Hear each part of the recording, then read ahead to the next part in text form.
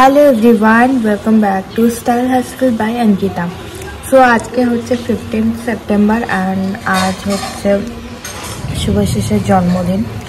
तो সেই উপলক্ষে আমি বৃষ্টিতে ভিজে সকাল সকাল চলে এসেছি ওর রুমে। তো ও এখন নেই বাড়িতে, আমি একাই।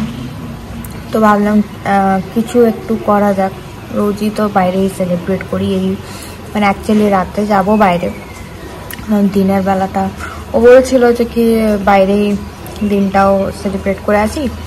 আমরা না থাক, বাড়িতেই কিছু ছোট করে করি, কারণ রাতে তো যাব, দুবেলা বাইরে ভালো লাগবে না আর কি জিনিস।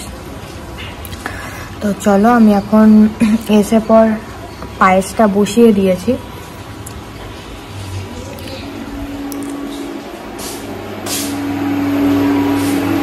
তো এখানে আমি পায়েসটা বসিয়ে দিয়েছি, মানে দুধ দিয়েছি আর গোবিন্দভোগ চাল দেওয়া আছে।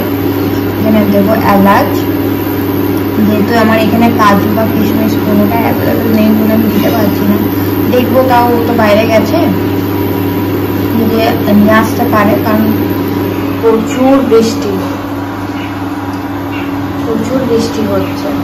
যদি পারে তাহলে নিয়ে আসবে, মানে এইরকমই পায়েসটা আবার ক্লিয়ার করে দেবে। তো চলো সাথে দেখো আর ভিডিওটা লাস্ট অবধি দেখো। তারপর কোনো ভিডিও ক্লিপস নেই আমি বলে আমার তো সন্ধ্যাবেলায় বেরিয়েছিলাম, এবার আমি একটু বাইরে সেলিব্রেট করবো বলে। তো আমরা একটা রেস্টুরেন্টে চলে আসি। তো ওর আজকে পছন্দ মতন বললাম খাবার অর্ডার দিতে।